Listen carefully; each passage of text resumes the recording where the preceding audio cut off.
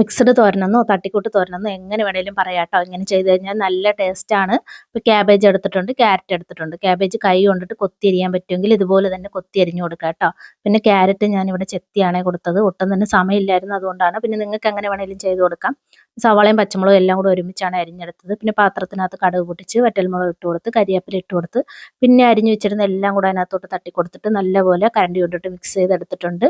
പിന്നെ എല്ലാം കൂടെ തട്ടിപ്പൊത്തി അങ്ങ് അടച്ചു വെച്ച് കൊടുത്തു. സ്റ്റൗ ഒന്ന് കുറച്ച് വെച്ചിട്ട് നമുക്ക് കുറച്ച് നേരം ഒന്ന് വെയിറ്റ് ചെയ്യാം.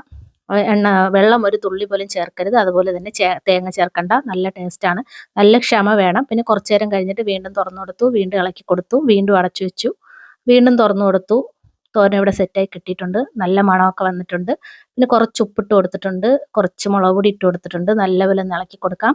അപ്പം അത്രേ ഉള്ളൂ, പണി കഴിഞ്ഞു. നല്ല ടേസ്റ്റാണ്. കുറച്ച് ക്ഷമയോടെ തയ്യാറാക്കി കഴിഞ്ഞാൽ എല്ലാവരും ഒന്ന് ട്രൈ ചെയ്ത് നോക്കണേ. അത്രേ ഉള്ളൂ. ടാറ്റാ.